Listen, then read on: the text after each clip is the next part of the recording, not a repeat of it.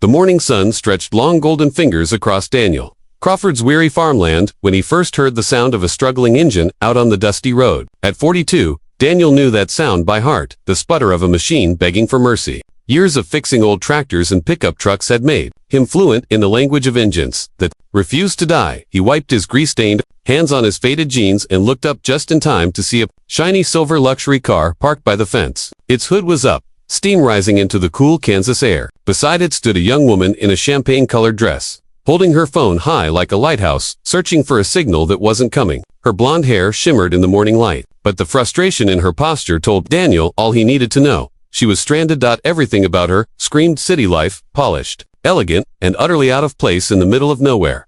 Daniel considered ignoring it. He had enough on his plate: late mortgage payments, dying crops, and a future that looked dimmer by the day. But then, like always, his mother's voice echoed in his mind. Son, a person's worth isn't measured by what they own, but by what they give when someone needs a hand.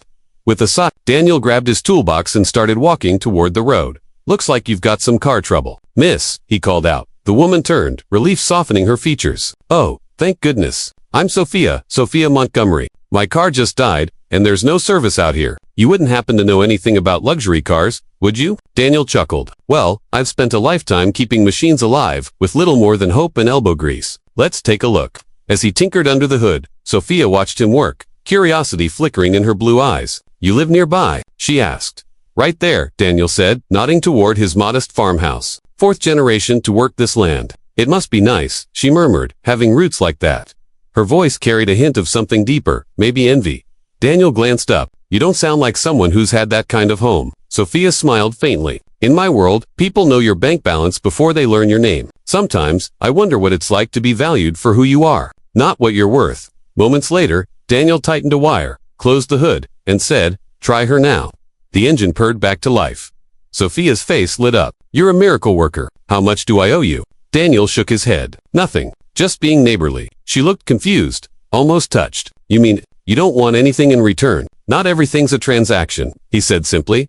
Something in that honesty lingered with her enough that a few days later, she returned. Then again, the next week, and again, after that. Each time, she brought a new excuse. Learning about farming, escaping the noise of the city, but Daniel saw the truth in her eyes. She felt peace here. She'd sit on his porch, asking questions about soil, seasons, and family legacy. The more she learned, the less she seemed like the polished stranger who'd once broken down on his road. One evening, as the sunset washed the fields in gold, Daniel asked, You never did say what your father does. Sophia hesitated, then said quietly, He owns Montgomery Technologies.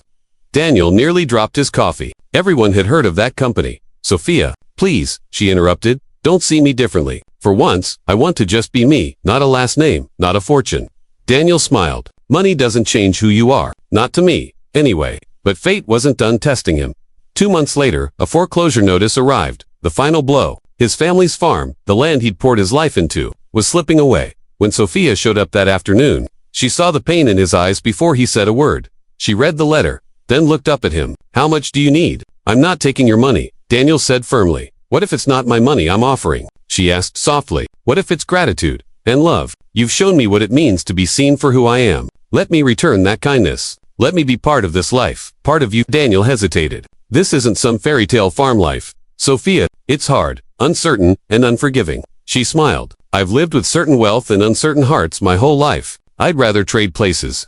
6 months later, the farm was alive, again, green, thriving, and full of laughter. Sophia stood beside Daniel in worn jeans and work boots, her hands roughened but her smile radiant. Any regrets? He asked. About leaving my old life? None, she said, leaning against him. About falling for a stubborn farmer? That's still up for debate. Daniel laughed, wrapping an arm around her.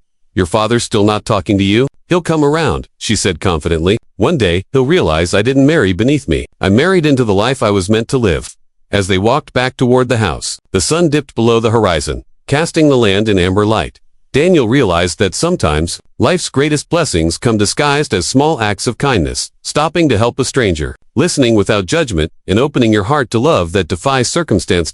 Because in the end, it wasn't about money or land. It was about two souls finding home in each other.